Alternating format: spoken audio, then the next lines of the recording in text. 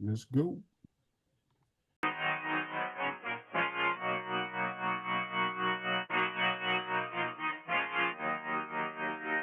Woo!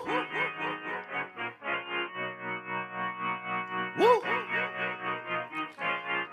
Look, I just been keeping my poise. Made by the million, but still unemployed. They text me about green, but not on Android. She not my shawty, she filling the void. I make the sounds that cut through the noise. He think he a man, but he chillin' with boys. Put down the liquor, start drinking LaCroix. The pain wasn't choice, but now I rejoice. My uncle had told me that I was the one. I played the shit smart, now my bragging and dumb. Lil' shawty had hit me, said she wanna come. Her dresses is black, but she not a nun. I'm so Pasadena, cause that's where I'm from. Some bangers, some hoes. Them with guns, they scheming for riches, they playing it numb. I'm second, I wins cause I'm second to none. Look, what the you think I do it for? Do it for? Hey, looking in the mirror, you the GOAT. Hey, I've been out here grinding 24.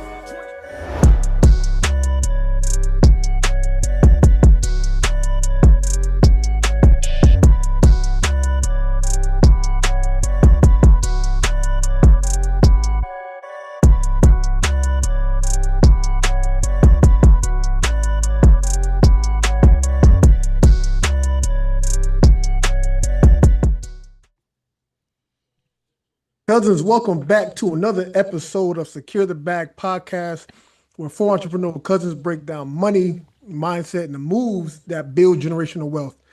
Tonight is special because we're joined by a powerhouse in the financial industry, Brother Jeff Malone, a financial advisor with over a decade of experience and someone I've personally partnered with through his firm in Atlanta. Jeff will be joining us once a month to bring deeper insights, sharper strategy, and a professional lens to these conversations. We're starting with one of the most debated wealth questions out there. The kind of conversations that starts calm but ends with somebody pulling up Zillow, Robinhood, and mortgage calculators.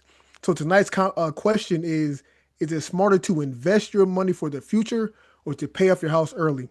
And then later we're shifting into a wealth building principle inspired by Myron Golden, cash flow accumulation versus cash accumulation versus cash flow, which really builds your wealth and legacy. Fellas, let's get into it. Brother Jeff, how you doing today, man? Welcome to the show. Thank you, brother. I'm doing well. Doing well. Glad to be here. Yes, sir. It's good to have you, man. We're definitely looking forward to building with you, have you on again once a month, bringing some real professional over a Mm-hmm. decade worth of experience to these conversations, man. We definitely appreciate you. For sure.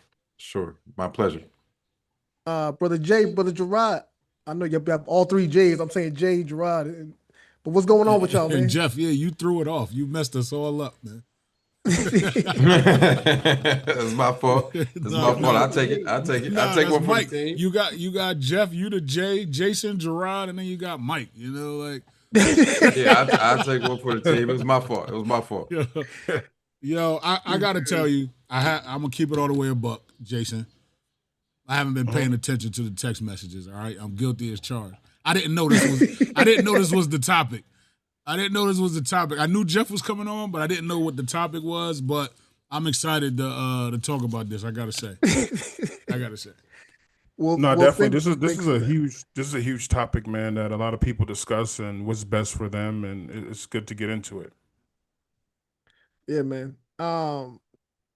So let's dive in, fellas. This is one of those crossroad decisions that can truly shape someone's entire financial life. So we're getting straight into the showdown. Paying off your mortgage early versus investing for the future. This is an open question. Whoever want to start, man. Which creates true freedom? A paid off home or investments that can pay your entire mortgage for you? Or investments that can pay off your entire mortgage for you? How y'all feeling about this? I mean, shooting from the hip here, I want to say a paid off home, I think, is freedom. We talk about leveraging debt and things like that, but like there's like a part of leveraging debt and being over leveraged that is scary. You know what I'm saying? But I think everybody, well, I don't want to say everybody, but I would think that the goal, that the play would be to pay it off, to be debt free, if you will. That makes sense. brother, and I got all the J's in my mind. That was messing me up. I'm trying to remember the J. Jeff, man, with your experience of over 10 years, man, I'm pretty sure from our conversations we had, why do you believe investing beats paying off a mortgage early? I honestly believe you could go either way. Um, because I could see either one being beneficial. Uh, when I look at it though, I say, if you have a home, right, and you're in that home, living in that home, you have a mortgage. If you have equity in that house, you have options with that equity, right? And if you have investments, you have options with the investment. So you can continue to grow your investment. You can take that money, put it into other things.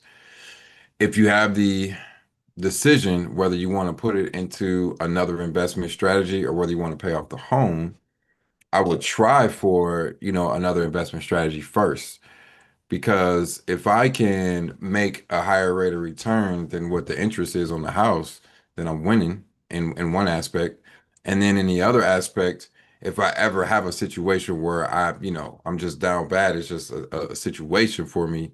Um, you can always sell the house if you have equity, right? You can always refinance the house if you need to lower the payment.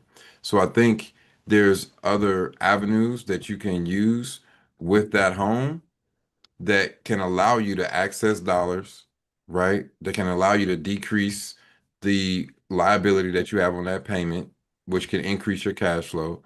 And you could do that simultaneously while you're investing and making money in another spot. And that would actually help you to be able to go get another property, another real estate property. Mm, And now if you can have that other real estate property pay the one that you're in, now you're winning because now you have two assets under your belt. One is paying for the other. They're both getting equity. You can take lending from them, whether it's a HELOC or whether it's refinancing. And think about it. You can always refinance, pay off any debt that you have, right? And then the mortgage is the only thing that's left. And like I said, if you leverage that cash flow, leverage those other investments to get other real estate opportunities, and that's paying for your primary home, I mean, you already in the game. So I think for me, I would want to explore the other options before I put all my eggs in that one basket. that makes sense. When I look at it, just even hearing you speak, man, what I think about, like, for like average Americans, most people don't invest into their future, right?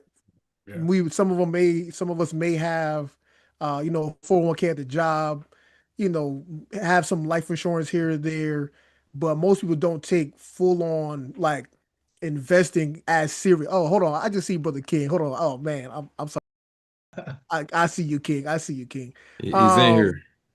yeah, I see that hoodie. That's what I'm talking about. uh, but most people again don't take investing as serious as they should, right? So I feel like, just thinking about it, most people probably would take the approach of paying off a home because it's more natural as far as paying a bill. You know what I'm saying? So like people's like mindset is like, well, I got this bill, I want to get rid of the bill as fast as possible versus like paying off, like putting more money into an investment that I gotta wait. Again, when you talk about retirement, most people are looking at like 65, 70 years old. We know that Yeah. that's also increasing at the same time. So I just feel like sometimes people's thoughts are, let me pay off this bill faster. Yeah. I mean, I can see that. I can see that. Hmm. You know the thing about it, I'll say my mind has changed over the past several years because it's a what's best for you, right? What you think is best for you and your family, then it's actual statistics, right? It's actual numbers that say if the market average is between 5 and 7% a year, if you put that whatever it is every month you make an extra payment once or twice a year, you put that through compound interest, you're gonna have way more than enough money, Even if the market does the average throughout the life of that loan, 30 years, you're gonna have probably way more money than it is than paying the house off early, right? You pay a house off early, it's two things that happen, right? Yeah, you have equity, but being debt free don't give you financial freedom. Mm. Because guess what? A lot of people paid off their house in 2008 when the market crashed. and all their values tanked. And when their values tanked, their jobs got slow. They lost their jobs. They had all that equity. They couldn't sell their home no more because guess what? The equity was no longer there. So they would have diversified that, put it into some more secure debt, or bought some other properties. Then they had at least two to three other properties where they had that residual income coming in, saving it or reinvest in that. Then is you're able to protect yourself a little better in case of an emergency or in case something happens like that. I think sometime I always tell people I think David Ramsey is great for a starting point. Then after you get to that point where you're debt free, you need to start leveraging that debt out there so you can really grow, really grow your wealth and do different things. Because having no debt, I got people now come to me. I have never had a credit card. And I know I don't have no credit because I don't have. They're proud about it. I'm like, yeah, but it's gonna probably be a little difficult to get a loan without a credit score, right?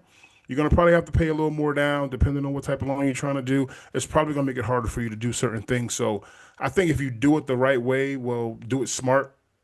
You consult with somebody and make sure that the numbers make sense. And most of the time, the numbers will make sense to invest that money. Because usually, I mean, if you're talking about now across the country, you're not putting $700-800 for mortgage payment in that account no more. It's like $3,000-4,000 in most places now. So if you just made that one extra payment a year out through the life of the loan, it'll take off 7 years of the loan.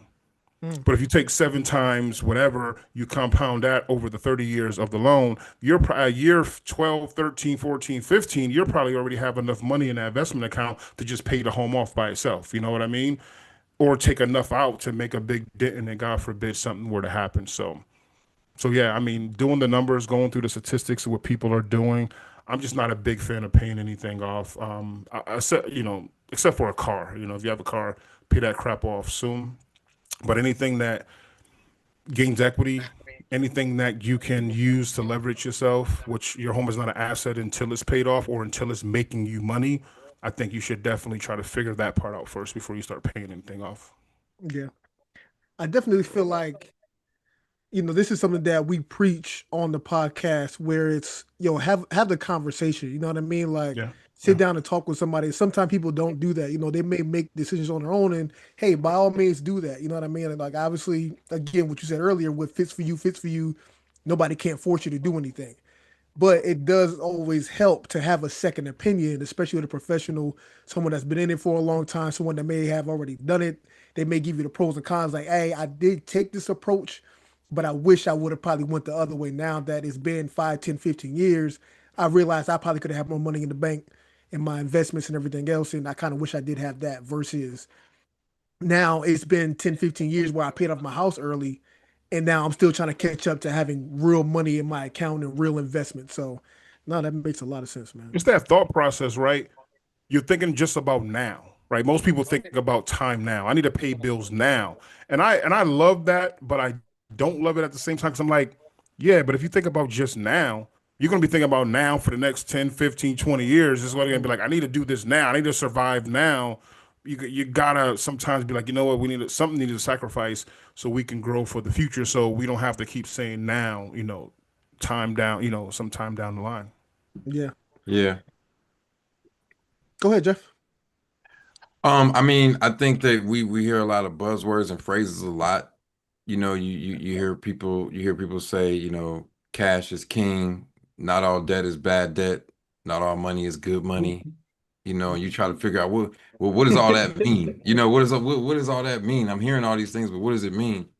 I think for me, what it boils down to when I'm helping people, structure businesses, when I'm helping people figure out different financial plans, what it all boils down is, look at all the options on the table and try to find out what's going to increase your cash flow, right? Because if we can leverage different assets to increase cash flow, that's what you want ultimately.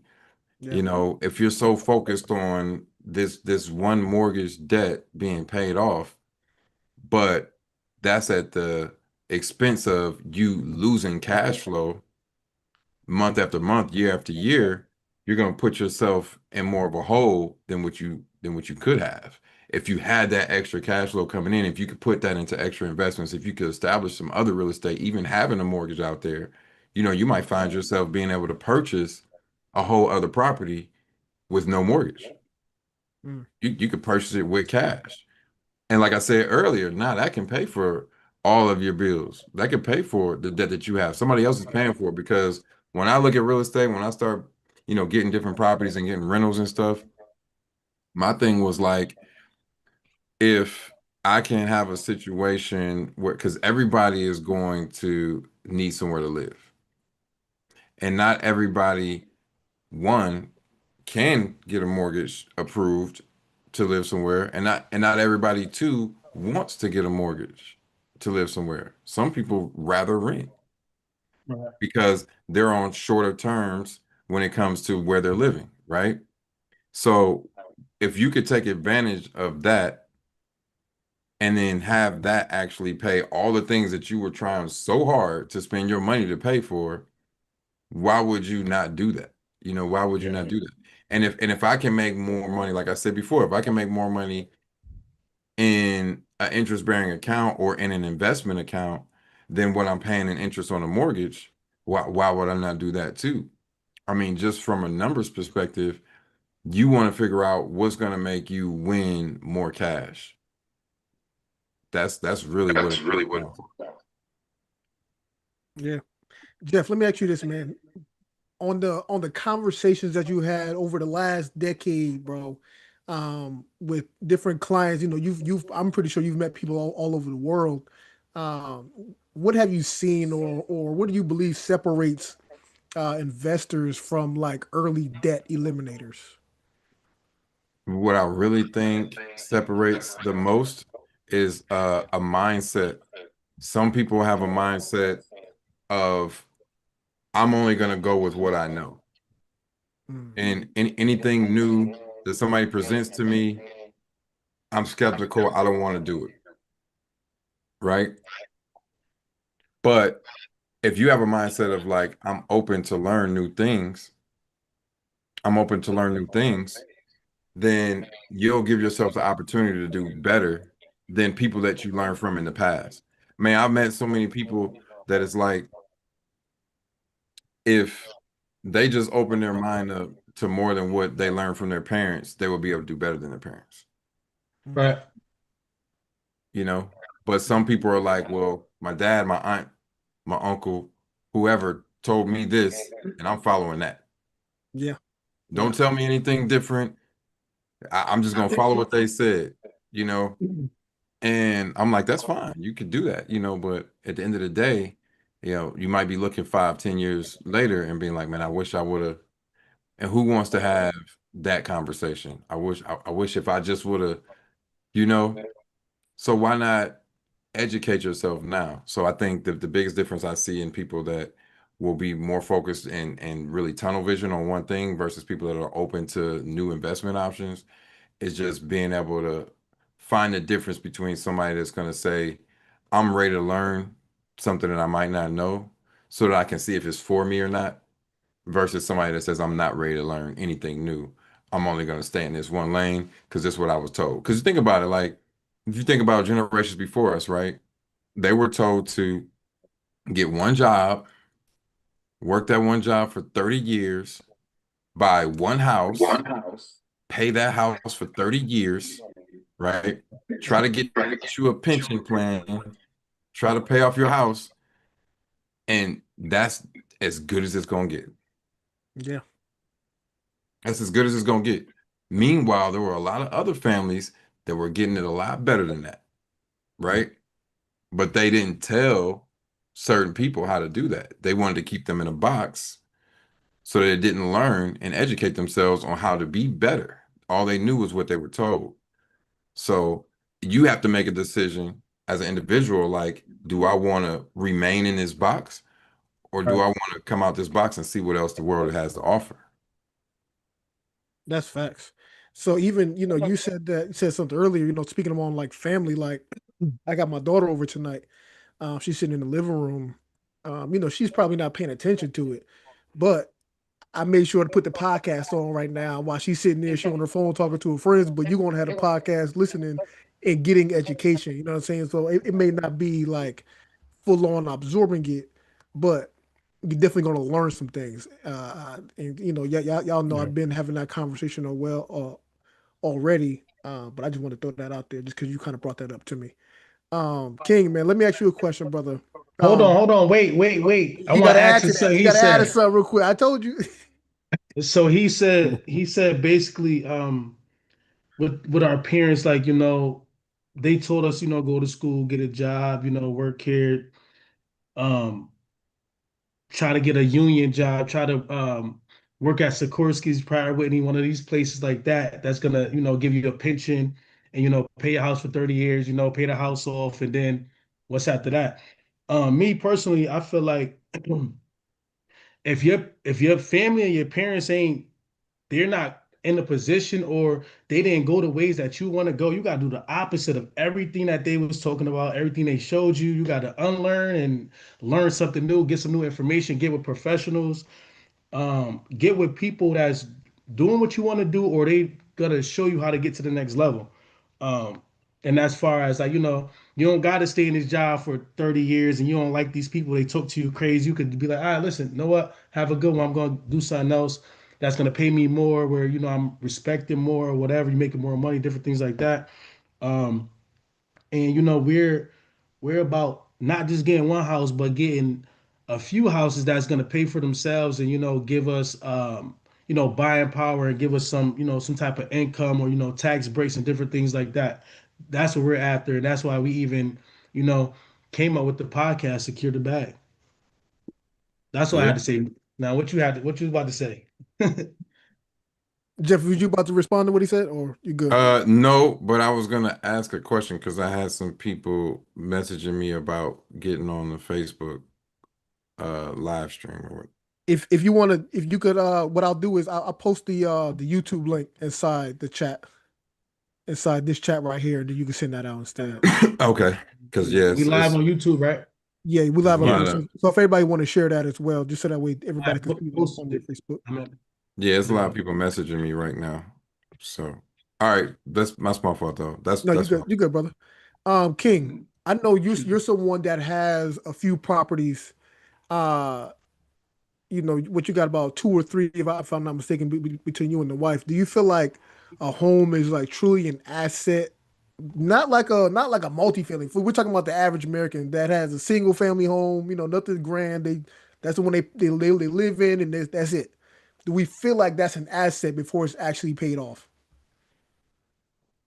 I feel like it depends on when you bought it, what the price that you bought it for, like, if it appraised, if it's a single family with an in-law suite where you could get paid off the upstairs or whatever, um, or if you take some equity out of that house to use that equity to get another house, then to me, I feel like it can be an asset. But overall, if anything that you have or anything you purchase, or even kids, all these different things are liabilities if they're not bringing any income. That's what I think. What y'all think about that? If Yeah, you're not bringing any income in, man, you're a It's a liability, liability. man. I 100% agree with that. I think it's a Yeah, liability. I think my fault, Mike. You good. So people say be a renter, right? I hate that, right?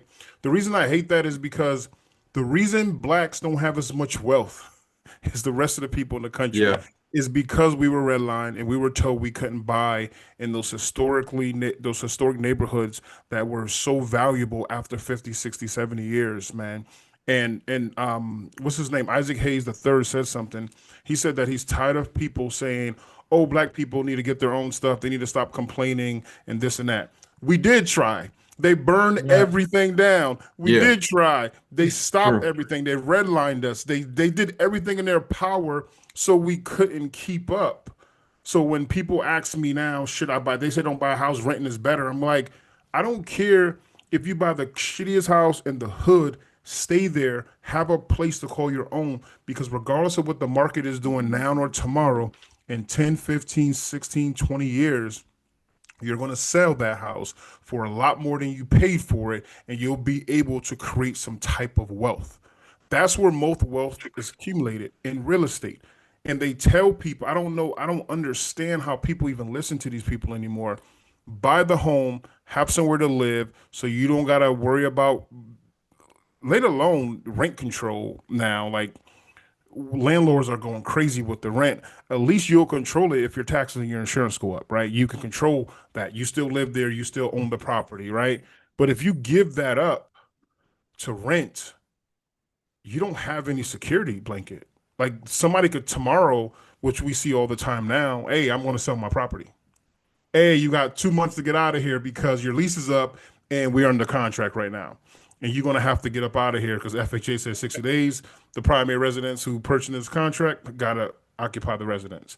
So if you own that property, you have more control than renting, man. You now, on the other hand, you can rent if you buy a property to rent out to use as an asset to make money from it. But I just think you shouldn't just go rent. You should own something. You should own some type of real estate that you either live in or that you're getting residual income from. Because if you don't, it's bro, it's so hard out there for most people right now, right? People don't pay attention to the economy. They don't pay attention to what's going on. If you don't have assets, if you don't have more than one stream of income, if you don't have a plan, if you're not living in a small town like South Carolina, Georgia, Tennessee, North Florida, Panhandle, Jacksonville, where costs are low, and you living in a big city, and you don't have a job that's increasing living wage, bro, you're gonna like in the next 4 or 5 years, if the dollar devalues like they say, you're gonna be lost. Like you're gonna be hurting bad. And this is why when you own and when you take that money and you invest that money, you can't cheat the market. Everybody invested right 2000 before 2008 before the market crash, right? Most of them, as long as you don't pull your money out, you good, right? If I buy a million stocks at $50 and it goes down to $1, I still own a million stocks. They're just not worth $50 no more, right? So I just gotta wait through the time, wait, so it can increase back. So I think we're taught more fear than logic. And if we learn logic, people will start understanding is that I don't care if the market crashes and my house goes to 200,000 and we're 700,000, I'm upside down. It doesn't matter if you can afford to live there. Like people got so crazy during the market. Oh, my house is not worth it. I'm gonna sell it. Like bro? You can afford the mortgage payment. Stay in the house. Eventually, everything bounces back into your favor. And I think that's the education we got to put out there instead of the fear that goes out there, especially to our people, man. Because when I'm consulting with people, some of the stuff people say is just it's hard for me to hold my tongue sometimes.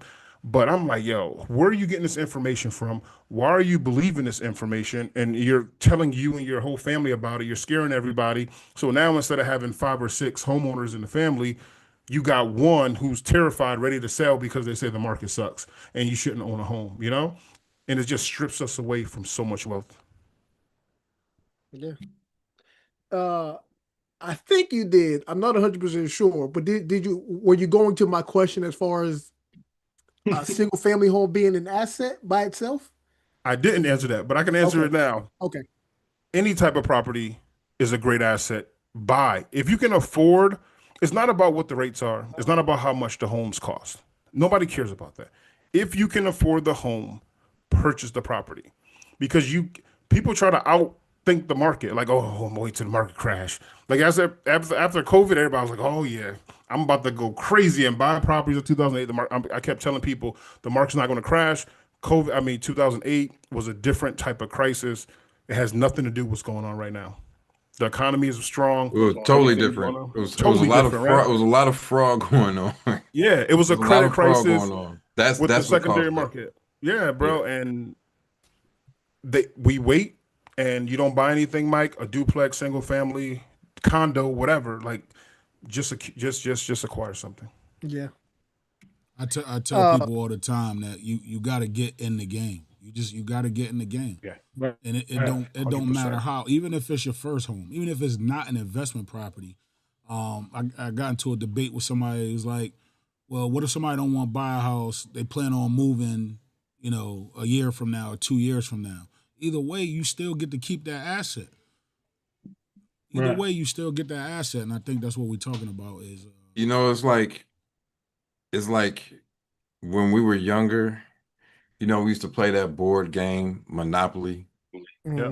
Yep. and it's like, you know, like when you've played that game enough, you know how to win. Like you know who's going to win before they even win, right? Yep.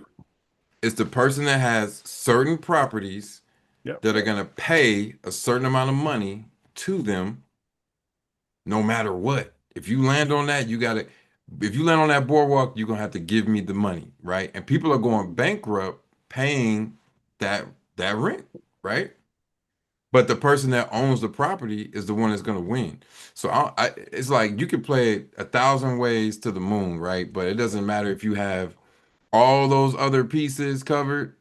If you don't have those properties that pay out the higher amounts, you're not going to win. You're not going to win that game. So when you look at it, it's like Brother Gerard said, when you look at it, it's like, okay, if we're in Monopoly and we're playing this game, you can be one of three people. You could be the person that says, yo, I'm getting in the game to win, right? And I'm gonna figure out if I can land on these ones. As soon as I land on it, I'm getting it, right? I'm getting it, and then I'll figure the rest out, right? But you got to balance it out, and you got to say I can't spend too much because I still got to have money in case I got to pay out if I land on somebody else's, right? You could be the second person that says I'm just gonna keep all my cash and I'm gonna get all the cheap stuff, right? You're not gonna win. And then you could be this third person, right, that says, I'm just gonna sit back and watch y'all play and try to figure out how the game work first, right? So you're gonna let everybody else make all the money in front of you, right in front of your face, and just watch it happen, and it's just gonna pass right by you. It's too late. So it's like if you look at it like that, which person do you want to be? That's how I see Jeff, you just killed that whole analogy, my brother. That was fire. That was it. he just gave you three different people on the game, and that was good, man. You That you was know what good. I was thinking also? You know how every hood or every like suburban area in the city, if it's nice, beautiful, it's always a hood right next to it. Yeah, if you go to the Monopoly board, bro, Mediterranean Ave and Baltic Ave is right near Park Place and It Boardwalk, bro. is. It That is is crazy. crazy. So It's you real can see the life. Soon nice as you turn houses. that corner, Yep. you got the cheap boys. It's the And circle. then how do you level up? How do you level up in the game? You level up by saying, all right, I'm gonna get multiple properties, Yep. right? Or I'm gonna get some hotels. And now I'm going commercial. They teach you everything right in front of you, you know, it's right in our face. So I think a lot of times we make it too, like Jason said, we just make it too complex. It's not, Right. everything isn't as difficult as complex as people want to make it. Some things are simple plays that you can make throughout life. You just got to believe in yourself. You got to believe in the process, right? You got to believe in yourself, believe in the process, and you can't be scared. Just get the education, learn.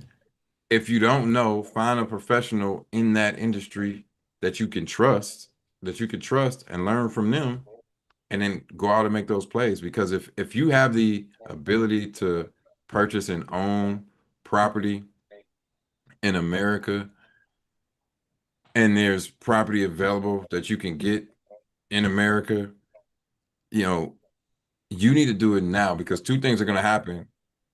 It's going to get more expensive, right? And the inventory is going to get less and less and less Yes. because now, like Jason said, if people are paying attention now, if you look at it, the builders, they're building complexes for rent now Yes. because they're trying to control the whole real estate market. They're trying to control the rental market. And guess what? Imagine what happens if there's limited properties to buy. So one, the people that already have those properties, those values are going to go up high because people are trying to buy them, and they're not nothing's for sale like that, right? Enough. Now, Right. other thing that happens is those builders that are building these complexes for rent, they could charge you whatever they want. Where you gonna go? Yep.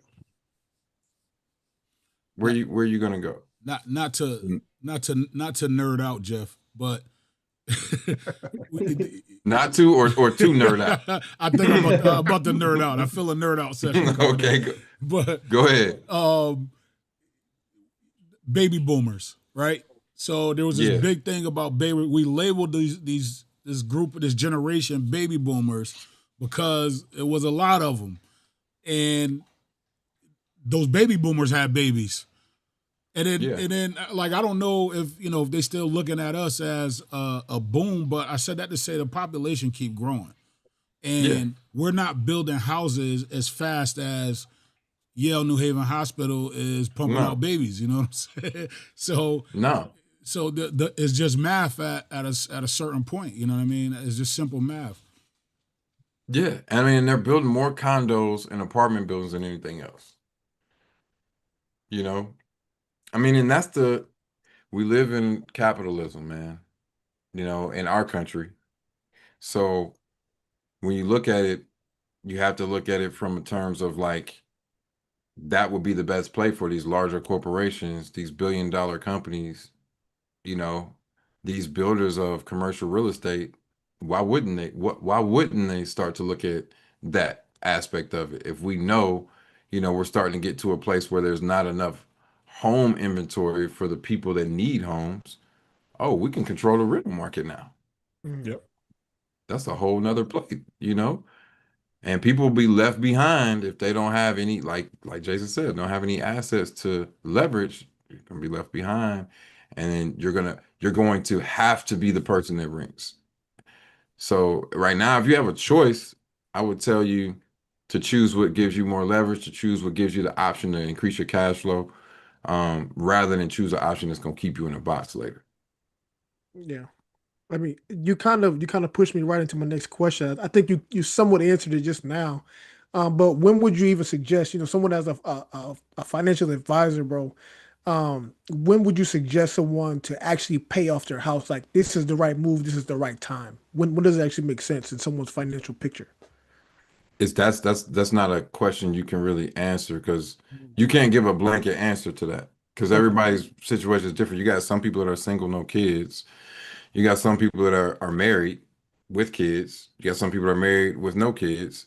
You got some people that actually have family members they have to take care of. They have a mother or a father or something they have to take care of. So it's hard to really answer that. What I can say is, you have to look at your situation for where you want to be. Like, you know where you are now. Okay, what do you want that to look like 5 to 10 years from now? And will paying this house off in the next 12 to 24 months help you get there, right? That's what I would say, because it's really hard to give a one answer for that. No, yeah, that makes sense, man. That makes sense. Let me ask you this then. So we know building wealth is some people's dream, right? Building, like, having real legacy, being able to accumulate millions of dollars.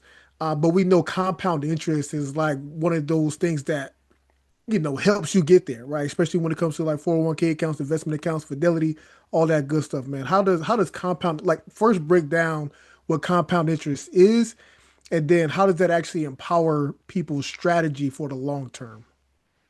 Well, I mean, the first thing is, how does it work? So it's basically, if you take a set amount of money and you put it into an account that's going to make money for you, right? And then the money that it just made is going to make money again. And then the money that just made is going to make money again, right? So it's essentially a growth factor. That's how I would label it. Mhm. And how does it help you is, if you do it the right way, you're able to leverage a system that can make you money, earnings, and you can take those dollars and now flip it into something else, whether it's what we're talking about, an asset like real estate, right, for yourself, or it could be commercial real estate, and you could be having businesses leased from you, Yeah. right? Or it could be a business that you start, your own business that you start, or it could be a franchise that you buy, and now you're a franchisee.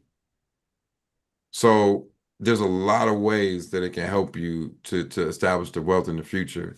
But the one thing you got to do is you just have to understand how to do it, and then you got to go do it. Like it'll never happen if you never do it. Yes, sir. Right. Can you want to add on or you good? I want to add on to I didn't want to cut you off because I'm trying to learn how to listen, be a better listener. No, you find my brother. Jump in when you need to. When he was talking about the monopoly, I'm gonna go back, take it back, like 4 minutes ago, maybe. Um, my goal always been to um do whatever I want out here, get property, make money, do certain things and dodge jail. I think if everybody lived life like that, we could get going. Because people, they do everything but the other things that's gonna get them to win the game. Some people just can't dodge jail. So we get focused, start living life like the Monopoly game. This could take our people to the next level. Yeah, You know what I I mean? And agree. it's simple, you know, simple. I agree. It's really GTA out here. Like even with the Kia boys and all that, like everything is like life is crazy right now. You got to be focused. You really got to be focused out here to really You like got to take be this game to the next focused. level. Yeah, You yeah, get, yeah. yeah, you got to be It's, focused. There's a lot of it's hurdles. yeah, A it's lot of real out hurdles. here. It's Yeah, real. It's really real, man. for sure. Uh, Jeff, let me ask you this question, man. I feel like for you, would you well, before I ask this, let me ask this question. Do you agree that investing is probably the smarter play for most individuals, even if there's like a family at the same time? Excuse me. When you, I got to make sure I'm answering your question the right way. So when you say investing, what do you mean by that? It like whether it be into property, like you said, business or into retirement accounts, do you feel like that's the best move, versus like our discussion, paying off the house early? Between the two, more times than not, yeah, that's the best move. Okay. Cool. I just wanted to make sure Yeah, before I ask this yeah. question that I got your answer there. So if you feel like investing is like the smarter play, man, how do you handle clients who lack the discipline to invest consistently? We have to teach them how to be savers. Mm. We have to teach them how to be savers. And what I do is I'll do a whole balance sheet and a whole income statement for them. So when you get the balance sheet, you're seeing assets, liabilities, net worth, right? That's a basically like if I'm on a helicopter looking down, right? And I see, a property and I see the layout of it, right? So I can see, oh, this is a house. They got two cars. They got a pool in the back, right? I see all that. Now, when we do the income statement, we're gonna take a little further. Now we're gonna get out the helicopter. We're gonna get on ground level. We're gonna start walking through the house. What you have in this house? How many miles you have on this car, right? In the back, is you got a tree line? Is it a fence back there? Does the pool function? Is it working? So we're getting deeper into it because now you want to see exactly where the money's going, right? Because it's one thing to see assets, liabilities, net worth, but it's another thing to see here's all the money coming in and here's where all the money is going. So now we can find areas where we can highlight and we can say, all right, look, you spent $10,000 on vacation last year. That was just vacation and travel. I'm sure you had a great time. I'm sure it was beautiful. Took pictures. I'm sure you posted on Instagram, Facebook, all of that. Now we're going into next year. Do you want to do that again, or do you want to make some money with that 10,000? Mm, it's fire. That was fire. Mhm. That was fire. And most people are like, well, you know what? I'll do a smaller vacation, take a little bit of that, and move it over to the. Okay, cool. We might see a situation where it's like, hey man, you spent 5 grand on Uber Eats. You know, uh, tell me about that. Is that how you want to keep doing things?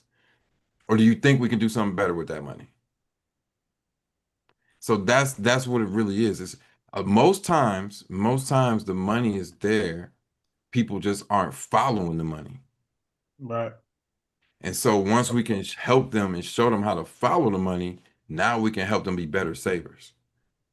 People Right. aren't, what I found is people that aren't good savers, oftentimes, not all the time, they're not good savers just because nobody actually showed them how to be. It's not because they're not making money. They just never took the steps to go through all of the finances, to go through all of the details, to lay it all out. Like I say, have an actual balance sheet, have an actual income statement, show you a cash flow model, right? Once people see all that and they see like this is my situation, they come to the conclusion on their own, like, oh, I see how we can fix this. I cannot do this. I can change that. I can decrease this. And that gives us X amount of dollars to be able to save. Now, okay, Jeff, if I do that and I save it, what do I need to save it into? All right, let me show you some options. Here you go. Here's some things we can save it into. And if we grow it and you get to this level of savings, now we can do these types of things. Most people just don't get that education. That's what it is, bro. Like most people just don't get that level of education. 9 times out of 10, most people that are in our industry, in finance and real estate and things like that, are just selling people all the time. They're not sitting them down and saying, "Hey, look, let's really talk this through. Let's look at Right. what you're doing. Let's look at what you're doing. Let's follow your money, man. Let's check this out. You know, sit your brother down, sit your sister down. Hey, sister, let's look at this. Let's look at what you did this year. You know, and once you be patient and take that time, people can learn how to be better savers, and then they can do the investments." Great answer, my brother. Great answer, Jerard. You've been kind of quiet tonight, man. I wanna put you on the hot seat. Uh, I'm automatically putting you on the opposite side, right? Of you believe that paying off the house is the best thing to do. Let me ask you this question: if the home is paid off, but someone has no investments, do you feel like that's really financial freedom? I Gerard, think you better nerd out on this one. You better nerd out on this one, brother. I don't even I'm right. Hey, listen, I'm ready to rebuttal on this. You better. I don't even think it's a nerd out situation, man. I think if, if first of all, let me be clear, I'm not 100% on that. What I was Yeah, yeah, saying yeah. was that's what we was taught. You get what I'm saying? That's all we know. So, but to answer your question, I guess the thought process is if my house is paid off and I still have income coming in, I could now move that income over to a future investment or a different investment. I just freed up whatever my mortgage payment was. So now, whether it's $2,000 a month, whatever, I could then take that 2,000 and reinvest it somewhere else. I would say, Jeff. All right, let's follow that logic. You ready? You ready? Let's follow because I told Mike, I said I could really go both ways on this, right? I really can. I can go both ways. But let's follow your logic real quick, Gerard, okay? You give me some numbers. All right, let's say you have a house that's worth 800,000. Um, and you pay off the mortgage. Tell me how much you can, whatever number you want to give me. How much is the payoff for the mortgage? It could be whatever. Say you had the home for 15 years or whatever. You spent how much to pay it off? So the house is worth 800,000. Yeah. Let's Or let's even take it a step back. Let's say you got a mortgage for 500,000. Okay. And now you're at a point to where you can pay it off. Say you've been in the home for 10 years. Mm-hmm. You're at a point right now, for whatever reason, you got the money to pay it off. You give me a number. What was the payoff amount? Any number. It doesn't matter. There's no wrong answer. Let's say 300,000. All right, 300,000. Boom. We put 300,000 down, paid off the house. Cool. So now we got a house that we had a $500,000 mortgage. Let's say the house worth 800. We got a lot of equity in there. We could do a lot of things. Homes paid for. Give me a number. What was the mortgage payment that you had before you paid it off? Let's say $3,000. $3,000. All right, so now you got $3,000 back in your cash flow. You can stack that up and do some things, right? Right. Okay. I got one question. Now, we're here now. You paid the house off. You got $3,000 extra coming in. You could do some stuff, right? Do you tell me what you think? Do you believe now we're in this situation? Do you believe you can get more of a return on the $3,000 that the following month? This is after we paid off the house, I right? got you. Say we paid it off October. Now we're in November. Do you believe you can get a higher return off this extra 3,000 that you got right now in November, or off of the 300,000 if we had that in November, Of course, the 300,000. 100%. right? So now people would say, well, I mean, if I use the 300,000 and I put it in investment, the thing is, what if I lose it, right? Or they may say, all right, let's say I put the 300 in the investment or whatever. I still got to pay the 3,000 for the mortgage over here, where I could have freed that up and I could have been saving that, right? So my answer would be, it can go south either way, right? It can go 100%. south either way, because you could pay the 300,000 on the mortgage. Now you freed up the house, and we could go through a situation where values go down, right? Okay. So now the 300,000 that you believed is freeing up that cash flow for you, and you got equity to do whatever. Now, if those values go down, you might not feel as good about the 300,000 that you spent to pay it off. You might feel like, I could have put that somewhere else Right. and made some money there, right? But it So isn't. I'm sorry not to cut you off, but go isn't ahead. isn't. But wouldn't real estate be a safer investment? Like, wouldn't real estate be a less volatile? Like you have a little bit more control over your Yeah. investment Okay. than with real Now estate. you walking with me. So now let me give you my scenario. Now you walking with me. Okay. So let's walk. I'm gonna give you my scenario. So now I didn't pay the mortgage off in October. I kept my 300,000. November comes, I take my 300,000 and I go get a multifamily property. And I rent out all 3 units. And I make $5,000 a month from that. And that property is paid for. Because you just bought it No cash. mortgage. Right. That property paid for, no mortgage. So now I have a property that's paying me more than what my mortgage is. And guess what? There's no mortgage on that. Mm. So if I do run into any kind of tight situation, and for whatever reason that 5,000 I'm getting from that property is not enough, I could take money out that property. And go In snatch up fact, another. I could still take money out the property I'm in. Mm. If my mortgage gets to be too much and I just want to give myself more cash flow, guess what? I'm able to show that I've been making 5,000 from this property. This is going to be an easier play for me to do a refi, right? I do a refi, I extend this mortgage out again. I decrease my mortgage payment. Now I got even more cash flow coming in because I was already paying the 3,000 on the mortgage, right? Mm. If I could decrease that another $1,000, now I got more money coming in because I just made myself another 1,000 in the current home, and I just made myself another 5,000 from purchasing another property cash, Mm. right? So now, guess what? The 3,000 that you had, I just turned into 6. Right. I see. And now I'm taking that 6 and I can reinvest it the same way you were reinvesting the 3. But guess what? I got more assets than you. Mm. But it could go either way, because somebody could say, well, what if I pay this house off and then I sell it, right? It goes up in value the next year, whatever, and I sell it. Or I pay this off, like you said, and I increase my cash flow and I take that cash and maybe I go get a business, right? Mhm. And I pay into a business. My only argument with that is it's going to take you longer. I can do that whole play I just made in 30 days. I've done it before Right. Yeah. I got you.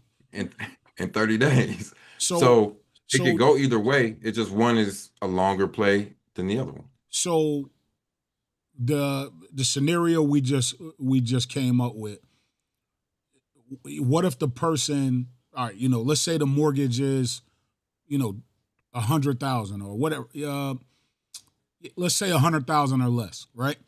Okay. And I'm a blue collar worker. Okay. I don't have 100,000 to pay this house off with. I don't have 100,000 liquid to pay this house off with. But what I am going to do Okay. I'm is, following you. what I am going to do is, I'm gonna make extra payments to try to Okay. speed up the process to pay it off faster, to get to that point of, being debt free, Okay. a lot sooner than the 30-year mortgage per se, right? Okay. What do you say Yeah. to that person? Like, does it make sense to make those extra payments, hurry up and pay it off, or do we invest in something a little bit at a time, compound? All right. So I'm going to say it doesn't not make sense to do that. Right? It doesn't not make sense to do that. That is something that makes sense to do. Right? Also, I'll say another question for you. Right?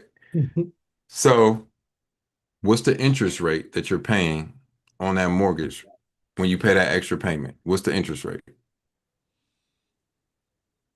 I'll be Whatever. nice. Yeah, right. Let's say I was 4%. thinking of this in my head. Yeah. Yeah. Let's say 4%. Whatever. Okay. Do you think you can beat that in the market? I don't know. Can you make more than what you're paying in interest? I would hope. I would hope so. I would hope so. Right? I would hope so. So If not, it's now- not. So if not, is it worth it? It's not worth it. If we can't, It's not working. right, And that's fine. If it don't work, then we could choose another route. right. You know, if it doesn't work, we could choose another route. So now walk with me again. What if the extra money that you're paying there, we put into something else that's making more in returns than what you're paying in interest, and then we take the earnings from that account and we pay the extra payment from that. Okay.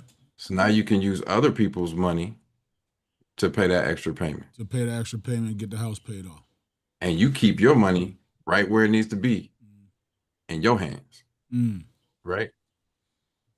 So what I'm saying is that's not a bad thing to do, but there's more than one way to do it. Do it. I got you. Mhm. For sure. Look at us. Look at us nerding out together, man. We all right.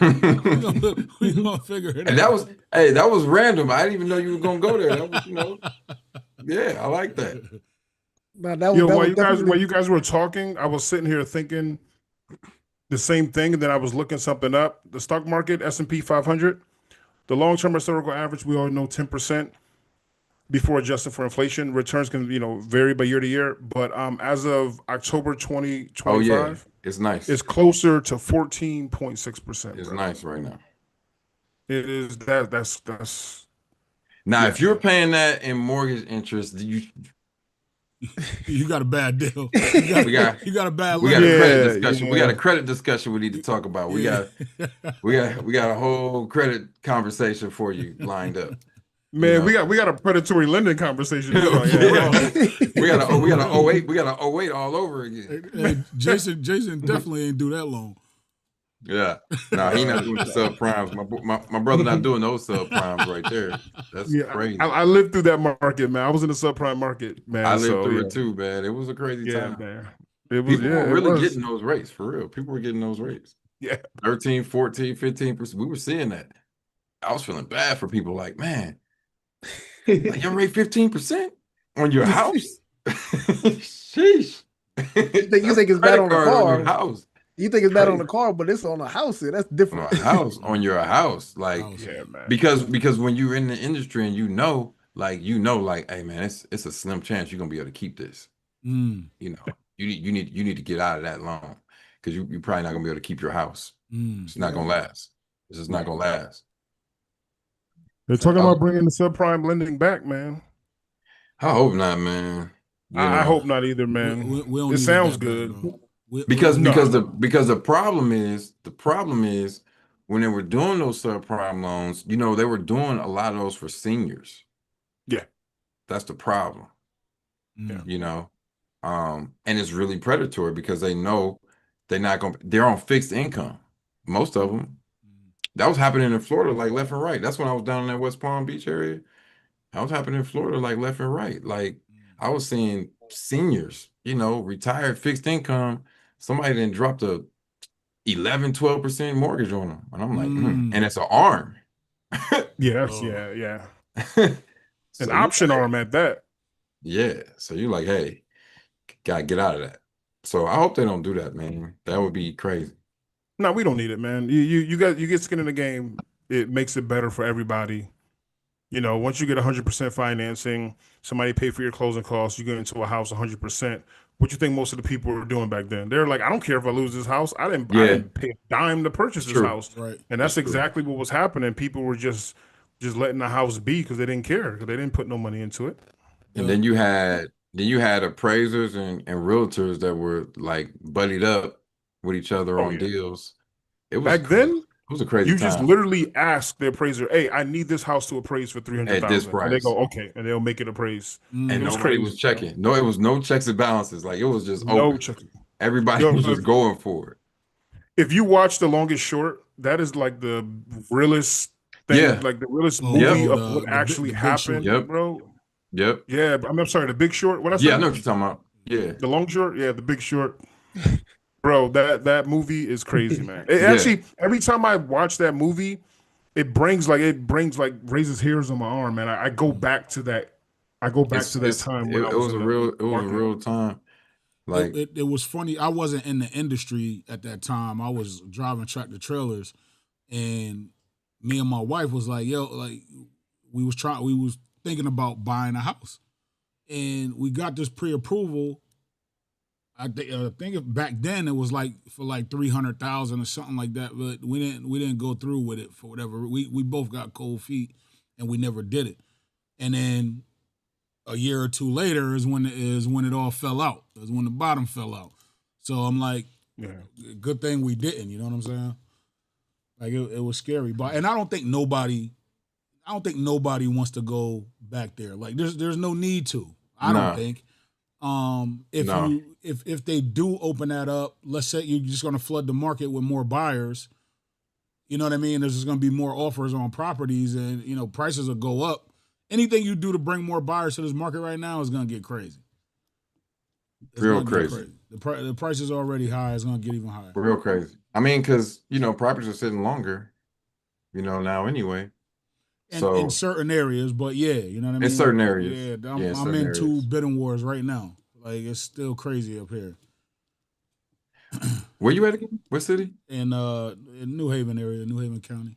Oh, okay, yeah, yeah. Yeah. Yeah, y'all values are too high up there too. I'm gonna tell you Yeah, right now. taxes. We got It's we got the crazy. fourth highest taxes in the country. That is crazy. Like I was looking at that, I'm like, never will I ever. Not, hey, look, not for the snow, man. I might as well go. Yeah, listen, You Ain't guys no man. move to income tax Canada. down here, man. You said what? Exactly. Or We ain't Texas, got no income tax in Florida. the state tax. The state I'm sorry, tax. state tax. We don't have no state tax here, Because bro. because they're gonna get your income tax. Don't say that No, they're online. gonna, yeah, they're gonna definitely get the They're gonna income get tax. hey, call Jason, don't call me. He said it. I'm paying mine. I'm gonna say, yo, Ron DeSantis said there's no more income tax. So, DeSantis. Jason, what's the? I know you got a lot of high end properties down there, but what's the average home price down there in Florida? So I'll say it's the hottest area. One of the hot areas here is like Miami Gardens area. I thought Biscayne was And I thought Biscayne was pretty hot over there. And that. yeah, that's like abnormal areas though. Like I just like where So if you go to Miami Gardens, I mean, right now, if you go into Realtor.com, you're probably seeing homes from some maybe hit back into the high fours, but most of them are gonna be over 500,000, 600,000 right now. It's gonna be 2,000 square feet. And yeah, it's gonna be 2,000 square feet. Small lots, older. A lot of them are gonna be older houses. The ones that's gonna be in the higher end are gonna be the ones somebody came in fully remodeled the house, but they didn't fix the actual look of the property. They just took the same 1950s house and they just remodeled it. They didn't do any facials, upgrades or nothing like that. It still looks like the long box house. And yeah, I think that's the issue here. On that house, what's the average taxes?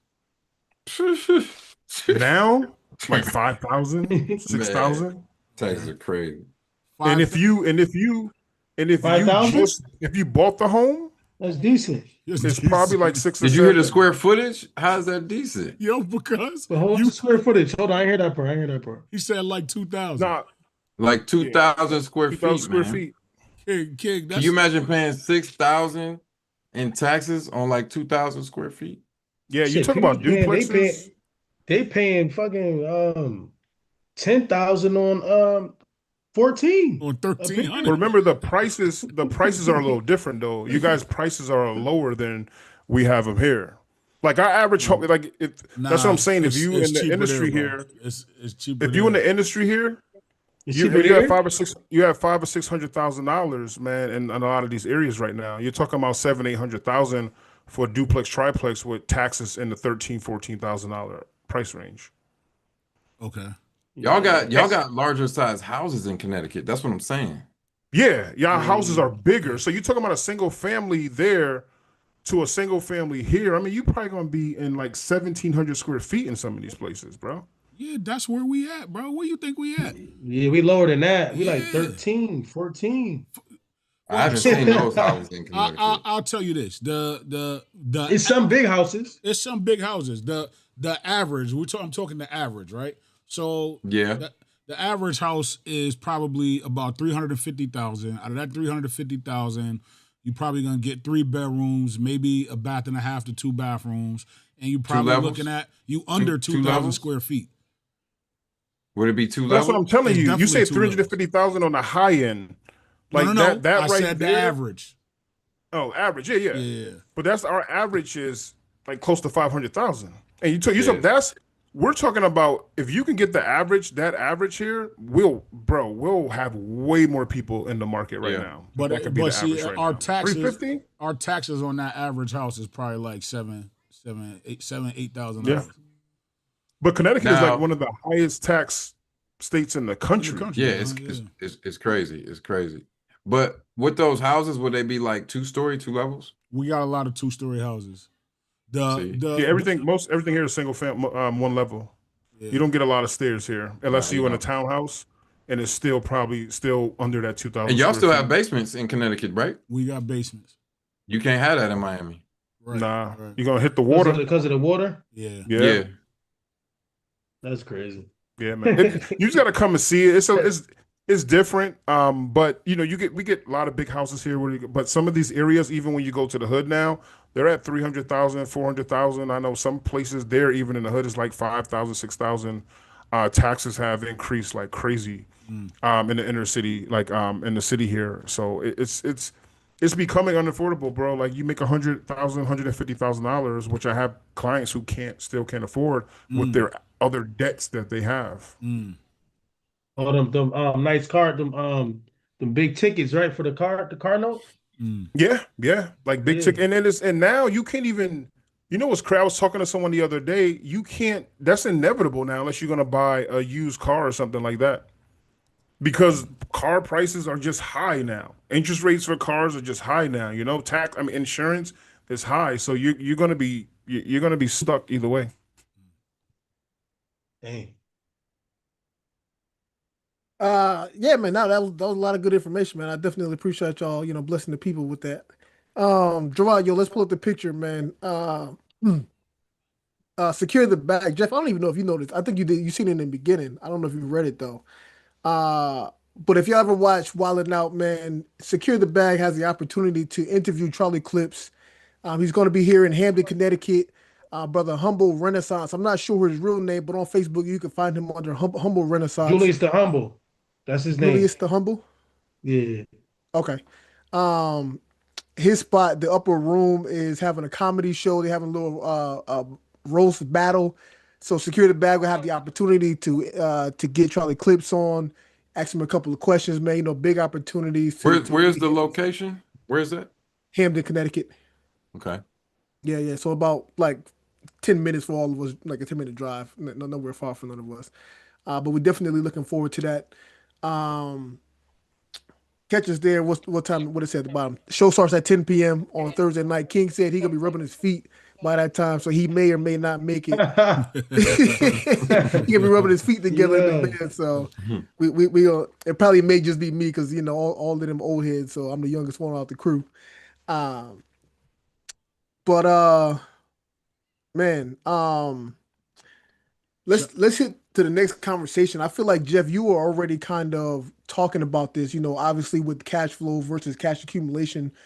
Um, but I want to kind of transition that conversation to utilizing life insurance, right? When it comes to cash flow itself, how can you, excuse me, how can cash value life insurance help homeowners during tough times?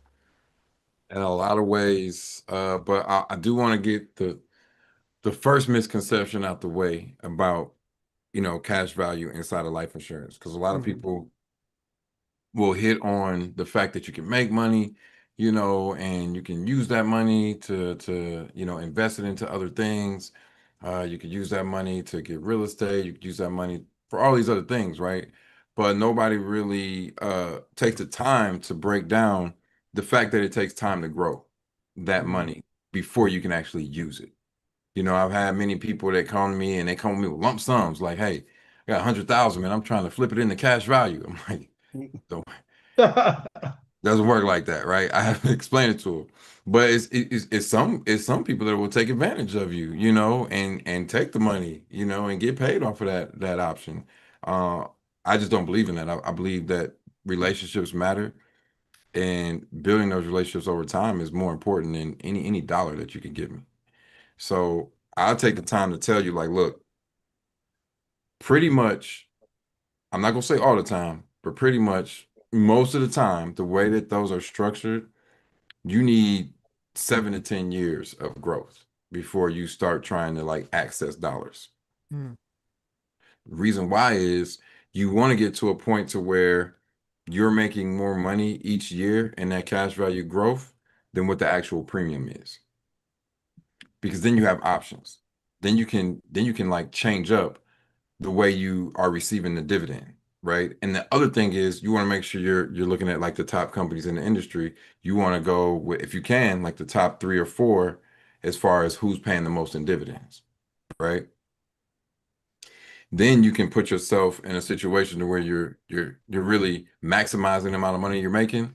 But once you get to that 7 to 10 year window, then you can look and you can see, okay, am I turning the corner to where now I'm making more money in the cash value growth than what my premium is?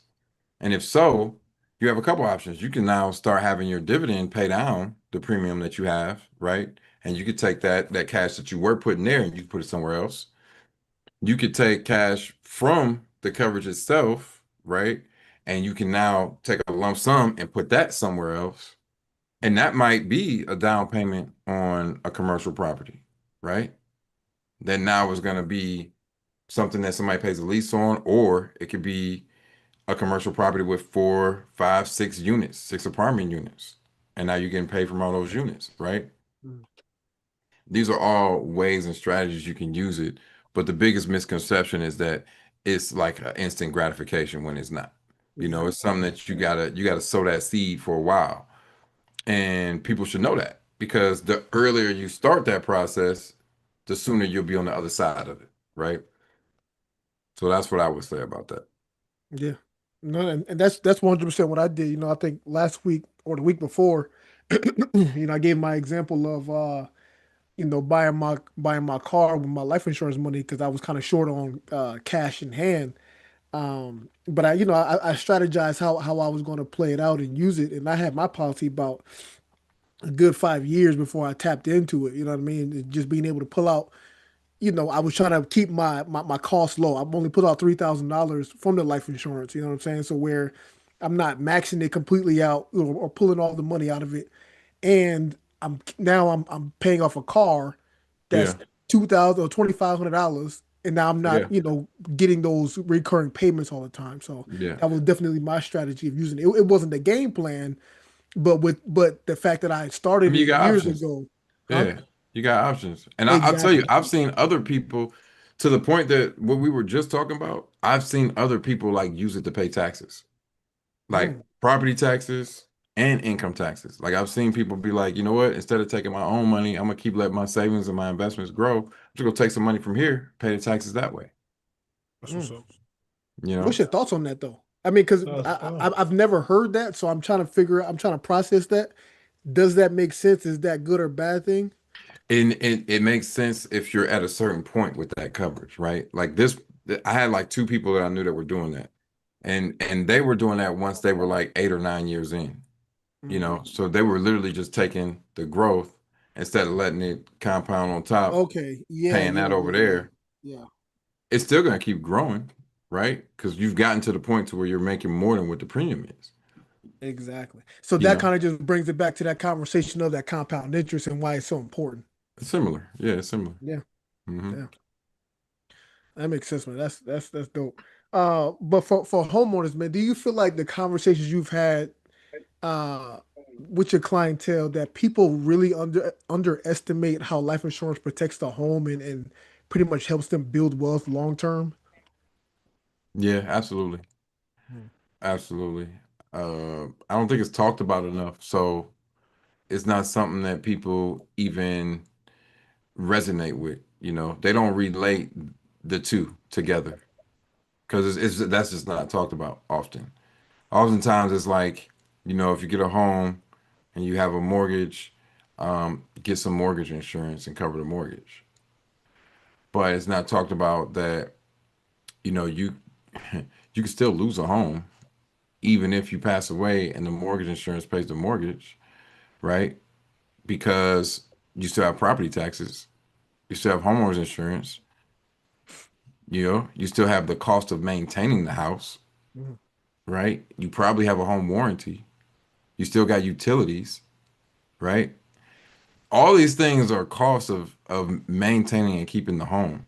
Yeah. So you need to do something outside of just having the mortgage covered to be able to make sure you keep that house and your family as your legacy, right?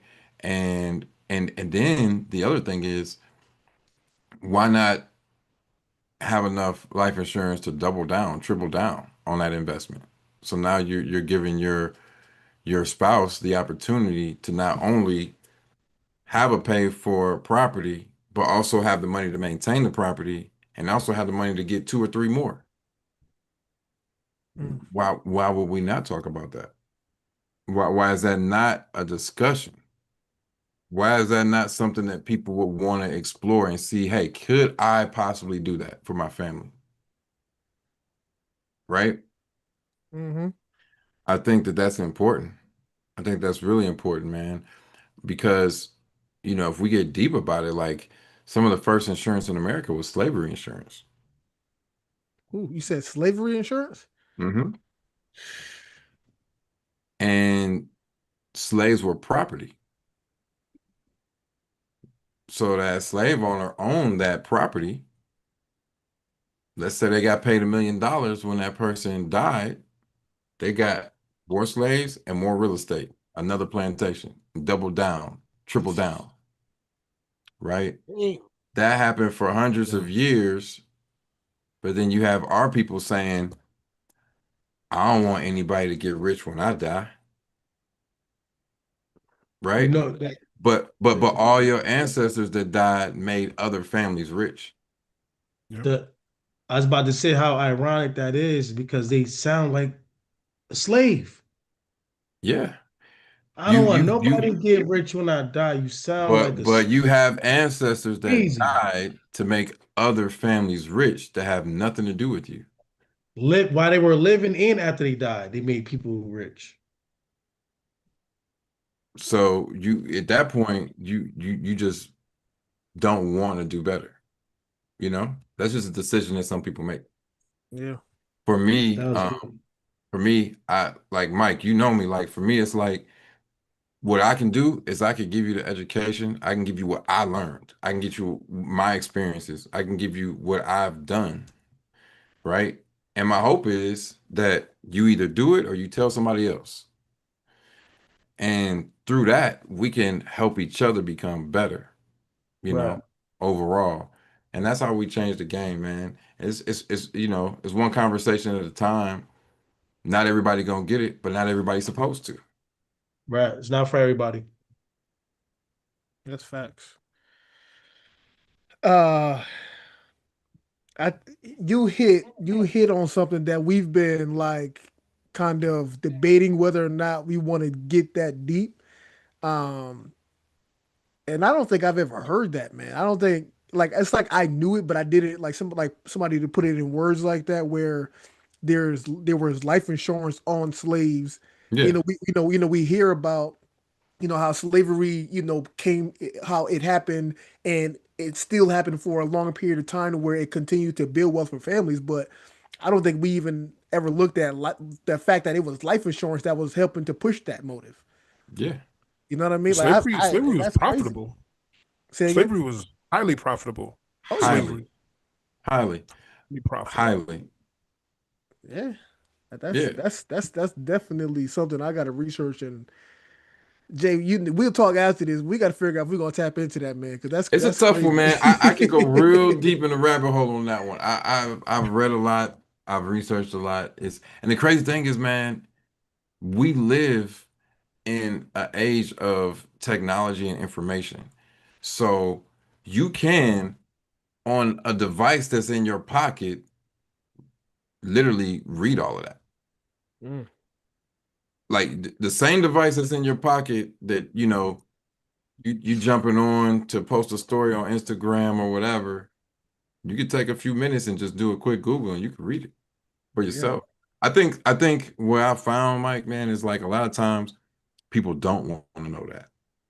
They feel more comfortable not knowing all of those things because once you start to learn all those things and once you start to learn like how we as a collective society in America have come to be where we are, that puts more pressure on you to be better, right? That makes you say, man, I really need to hold myself accountable and I need to put myself at a higher standard, especially if I got kids or I plan on having kids or if I got little siblings, little cousins, people that are looking up to me to show them what to do. I'm going to have to hold myself at a higher standard because it's a lot of stuff that happened in the past that wasn't right. And now I know, and now I know how to do better. You Mhm. know, a lot of people don't even want to take on that accountability. Brother It's too Jeff, much. Brother Jeff, It's man, too you much just to take that on. Right. Exactly. You feel You're like, it's a man, lot, it's I'm a just gonna lot, it's a keep. lot Yeah, easier just to it's a lot easier just to ignore all of that and right. just say, well, I didn't know, you know? You got comfortable with the ways Yeah. things was going. It take a lot for you to want to go against the grain or go against what you learned or what you saw. You know, Yeah. you gotta be that. That got to be something different in you that is separate you from the people before you. Yeah. I agree with that. And not everybody wants more, and that's okay. You Right, know, we got to find the people that want more. yeah. right. Hey Jeff, I think, man, again, we'll have this conversation on whether or not, excuse me, we're gonna tap into that, man. But if we decide, that's definitely got to be the conversation for when you come back on, man. Definitely share some more information on that. We definitely gonna figure it out. For sure. Uh, Man, listen, we coming to a close, man. But Jeff, I definitely want to get you on some rapid questions, man. Quick, you ain't gotta give us, a whole nother hour, Okay. but quick answers to these. Quick Um, answers. I got you. five questions for you. Number Okay. one, what's one financial myth you wish people would stop believing today? One financial myth I wish, that's a great question. One financial myth I wish people would stop believing today. Mm-hmm. Um, that you, I got one for you. That you only need life insurance if you have kids or a spouse. Mm, That a single person with no kids and no spouse doesn't need life insurance. yes, sir. Next. Next. If someone, 'cause I felt like you Because about to you keep want to going. I go was further. listening. I was Don't go waiting. further. Just go next. I'm If mad it's a someone only, rapid question. I want to elaborate on that, man. I But know, I I didn't. know. No, you do. That's the answer. Number two, if someone only had $100 to invest, where should they start? No explanation. Just pick what avenue, where. Just A give us a personal savings account. personal. Okay, good. Yeah. Because Jalen broke. Yeah. Because He hey, said listen, who? they need to start with a personal savings. If they have $100 that they would like to invest, start with a personal savings until you can up it a little bit. Okay, got you. Yeah. So more. So bro, I know I said quick, but are you talking more on like building an emergency fund first, or like having some cash to the side and then investing? Just, Is that just what you're getting at? either. Okay, okay. Yeah. All right, number three. What's the biggest wealth building habit people overlook? Saving money. Yes, sir. Saving money. Everybody, not everybody, I hate to say it that way, but a lot of people feel as though there's a quick scheme you can just get it and get it right now. No, man, like you got to build. You got to Yeah. build, you know? hmm Number four, cash flow or cash accumulation, which I kind of know where you're going, but which one do you feel is more important? Cash flow. You can't accumulate without the cash flow. Yes, sir. How they One do comes Uh, it? before the other. One is going to come before the other. yep, yep. And then last one, my brother, one word, Roth IRA, traditional IRA, or brokerage. What's your favorite for beginners? Well, I have to ask a question to answer this question. Okay. Does the beginner have any type of retirement savings? Uh, Like, because you could have a 401k, a TSP, or 403b, yeah. because that matters. I would say they have the account. They started to invest in it, but they stopped after like 5 years, and they probably got like 6, 7,000. I'm gonna go retirement savings. Okay. You can't ask me why because you said just answer it, so Yes. you Yeah. can't. I was gonna say nothing else, my brother. I wasn't gonna say nothing else. That was it. That was it. All right, fellas, man. It was a great conversation. Let's end out. Brother King, do you mind if I start with you tonight, man? I need you to jump in your bag, pull out a gem, lead the people with something good. So I'm gonna go with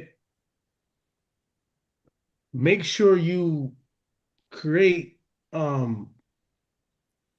different forms of cash flow before you start trying to live like you rich. Mm, that was good. Simple. Yes, sir. Brother Jerard, I got nothing, come man. on, I man. Why you mean, pick me next? Why yeah, you for got me pick me real. But I like how you always catch me off guard. But listen, mine's is sometimes it's cool to nerd out. You know what I'm saying? Back in the day, the nerds wasn't cool. Now the nerds are cool, man. Sometimes it's cool to nerd out. You got to nerd out. Yes, sir. Brother Jeff, jumping to you next. Man, I'm gonna go with a quote that I like that stuck with me for ever since I heard it. And it's we shouldn't fear failure, but we should be terrified of regret. Mm, that was good. I'm gonna go next, Jason. I'm gonna let you finish this off, man. Um, Something that I had to start getting into or getting back into was listening to my YouTube videos and listening to certain people. I wasn't a big fan of Myron Golden, but this over this last week, I started consuming more of his content, and I can definitely feel the difference it's made. Mute. Oh, my bad, threw me off. I can definitely feel the differences made in how I'm thinking and how I'm processing information. Um, so I would just say, man, if you're someone like me where you took some time off from listening to content, you kind of put a pause on it, jump back into it, man. Especially if you're trying to level up, if you're trying to make that next move, if you want to grow as an individual, go consume some content, go read a book. But Jay, Yeah, I'm gonna piggyback off of what you said, Mike. I was thinking about this the whole time, and it's education, man. We as a culture need to educate ourselves more on financial services, more on everything we're doing in this business space. Because we spoke about it earlier. It's too much scamming, it's too many shortcuts, it's too many things going on right now that is actually hurting our society, our culture more than actually helping right now.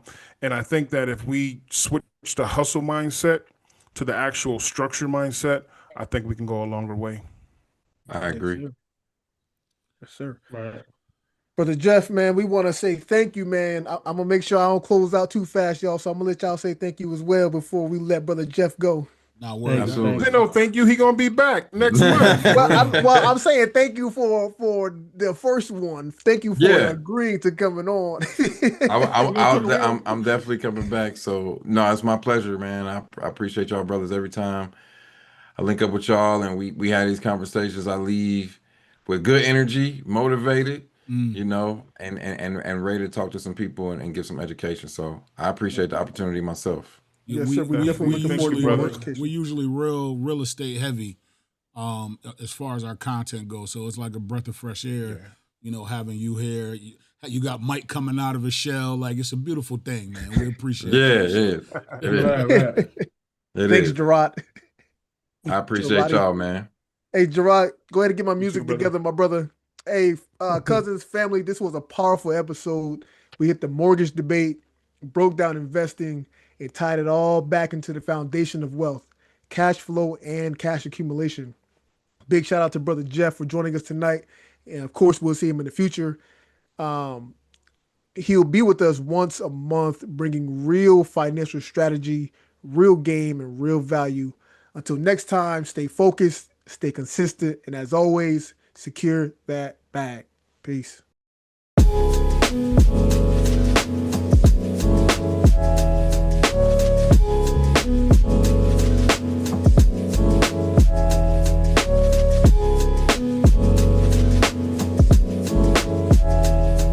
Yeah. Hey, new beginnings on the cusp. Not too old to adjust. Old dog, new tricks. Remember, I was just a pup. Something dirty in my cup. Clean soul, good karma is a must. Still my shooter in the cut. I was stuck inside a rut. Played the game, made bank, move G. Anything to get a buck. You won't find me in the club. I'm in the lab trying to sharpen up the sword. Swinging blades at these scrubs. Bitches flock like bugs to the light. Getting right. Treat my hoes like these raps. I don't really got a type. Off top, bullshitting. All I needed was a mic. Yeah. Hey, pass the rock, it's all butter. Pack your bags and take flight. Don't worry, it's all covered. Hey, live your life while you can. Our days are all numbered. Rain could cause thunder, but the sun comes after, clearing up the disaster. Isn't it lovely? I ain't looking back, I'm focused on what's in front of me. Everybody days a number, but I'm still here luckily. I know that God got me, so I'm in good company. Like, yeah.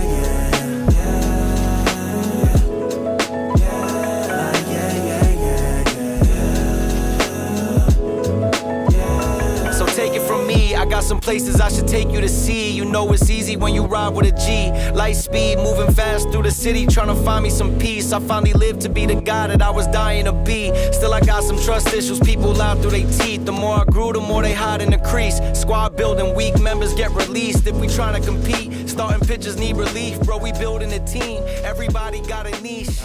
I've been known to play mine to a T, but it's time for me to lead. Picking dirt right out the cleats.